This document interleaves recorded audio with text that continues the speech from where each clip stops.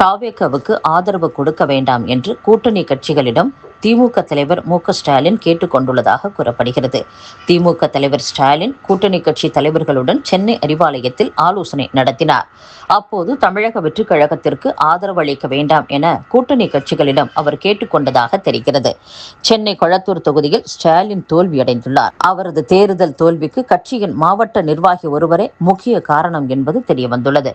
இந்நிலையில் ஸ்டாலினை சந்திப்பதற்காக திமுக நிர்வாகிகள், வெற்றி பெற்ற வேட்பாளர்களும் தோல்வியடைந்த வேட்பாளர்களும் அண்ணா அறிவாலயம் வந்தனர். கூட்டணி கட்சிகளின் தலைவர்களான மதிமுக பொதுச் செயலாளர் வைகோ, விடுதலை சிறுத்தைகள் கட்சி தலைவர் திருமாவளவன், இந்திய கம்யூனிஸ்ட் கட்சியின் மாநில செயலர் வீரபாண்டியன், மார்க்சிஸ்ட் கம்யூனிஸ்ட் கட்சியின் மாநில செயலர் சண்முகம் உள்ளிட்டோரும் வந்தனர். அப்போது புதிய ஆட்சி குறித்து கூட்டணி கட்சி தலைவர்களுடன் ஸ்டாலின் விவாதித்துள்ளார். ஆட்சி அமைக்க தாவேகா தரப்பில் ஆதரவு கேட்டால் கொடுக்க வேண்டாம், உள்ளாட்சி தேர்தலில் நம் கூட்டணி முழு வெற்றி பெறும் வாய்ப்பு உள்ளது என ஸ்டாலின் கூறியதாக தெரிகிறது.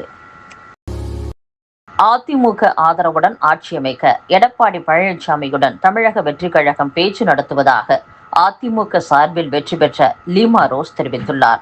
அதிமுக சார்பில் லால்குடி தொகுதியில் வெற்றி பெற்ற லாட்டரி அதிபரின் மனைவி லீமா ரோஸ் சென்னையில் அதிமுக பொதுச் செயலாளர் எடப்பாடி பழனிசாமியை சந்தித்து வாழ்த்து பெற்றார். பின்னர் அவர் கூறுகையில், ஆட்சி அமைப்பது தொடர்பாக பழனிசாமியுடன் தாவேகா பேச்சு நடத்துகிறது. பேச்சு நல்லபடியாக முடியும் என நினைக்கிறேன். பழனிசாமி அண்ணனின் ஆட்சிதான் அமையும் என்றார்.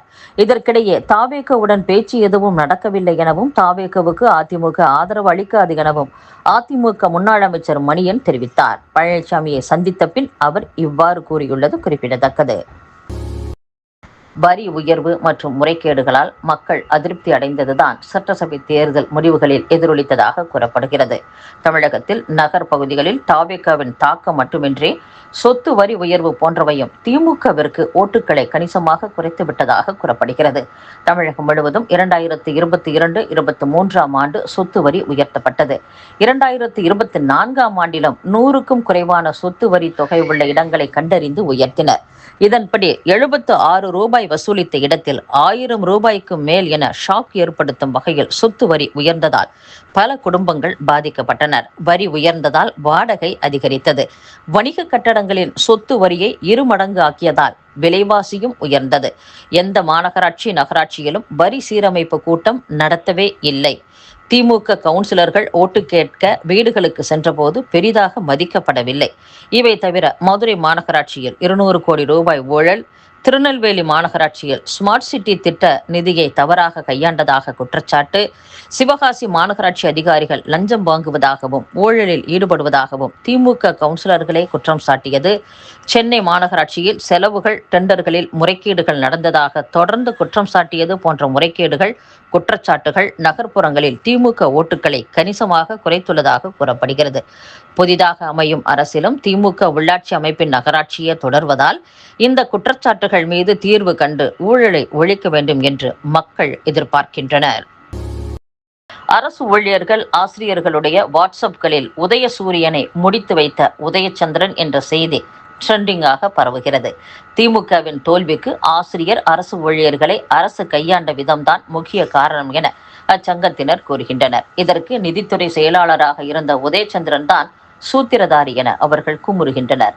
அரசு ஊழியர்கள், ஆசிரியர்களின் கோரிக்கைகளை திட்டமிட்டு புறக்கணித்ததில் இவருக்கு பெரும் பங்கு உண்டு என்பது அவர்களின் புகாராக உள்ளது. அவர் மீது உள்ள கோபத்தை அரசு ஊழியர்கள், ஆசிரியர்கள் இந்த தேர்தலில் தபால் ஓட்டுகள் மூலம் காட்டிவிட்டனர்.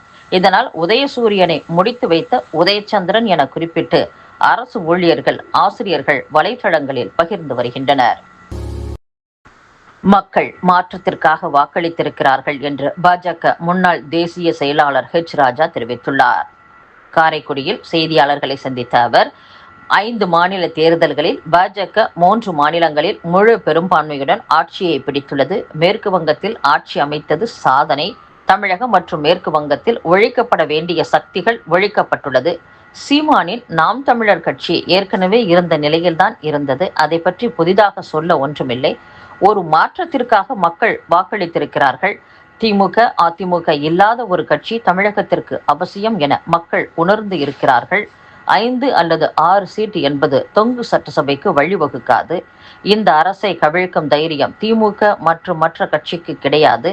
தொங்கு சட்டசபை என்று எடுத்துக்கொள்வதை விட தாவேக ஆதரவு சட்டசபை என்றுதான் எடுத்துக்கொள்ள வேண்டும். தமிழகத்திற்கு மத்திய அரசின் முழு ஆதரவு உண்டு என்றும் கூறியுள்ளார். திருப்பத்தூரில் ஒரு ஓட்டு வித்தியாசத்தில் அமைச்சர் பெரிய கருப்பண்ணை தோல்வியடைய செய்ய ஓட்டு எண்ணும் மையத்தில் தாவேகவிற்கு ஆதரவாக பாஜக நிர்வாகிகள் வாக்குவாதம் செய்து அதிர்ச்சியை ஏற்படுத்தியுள்ளனர். திருப்பத்தூர் தொகுதியில் பெரிய கருப்பன் தொடர்ந்து முன்னிலையில் இருந்தார். கடைசி 3 ஓட்டுப்பதிவு இயந்திரங்களில் டிஸ்பிளே பழுதானதால் ஓட்டு உறுதித்தன்மை இயந்திரத்தில் இருந்த சீட்டுகளை எண்ண முடிவெடுக்கப்பட்டது. எண்ணிய பின் தாவேக வேட்பாளர் சீனிவாச சேதுபதியை விட ஒரு ஓட்டு பெரிய கருப்பனுக்கு குறைவாக இருந்தது. இரவு 11:30 மணி ஆன பின்னும் முறைப்படி அறிவிக்கவில்லை. திருப்பத்தூர் தொகுதிக்கு பாஜக தேர்தல் பொறுப்பாளரான சத்யநாதன் திமுகவில் இருந்து வந்தவர். அவர் கட்சியில் இருந்தபோது சிவகங்கையில் போட்டியிட வாய்ப்பு பெறவிடாமல் பெரிய கருப்பன் முட்டுக்கட்டை போட்டுள்ளார். அதனால் அங்கிருந்து விலகி அவர் பாஜகவில் இணைந்தார். நேற்று முன்தினம் இரவு அவர் தனக்கு கிடைத்த வாய்ப்பை பயன்படுத்தி ஒரு ஓட்டு வித்தியாசம் என்றாலும் தாவேக வேட்பாளரை வெற்றி பெற்றதாக அறிவிக்க வேண்டும் என வாக்குவாதத்தில் ஈடுபட்டார். இருப்பினும் அமைச்சர் தோல்வி என அறிவிக்க மனமில்லாத அதிகாரிகள் செல்லாமல் போன 306 தபால் ஓட்டுகளை எண்ண துவங்கினர். அதிலும் பெரிய கருப்பனுக்கு சாதகம் இல்லை. வேறு வழியின்றி தாவேக வேட்பாளர் ஒரு ஓட்டு வித்தியாசத்தில் முன்னிலை என அறிவித்தனர்.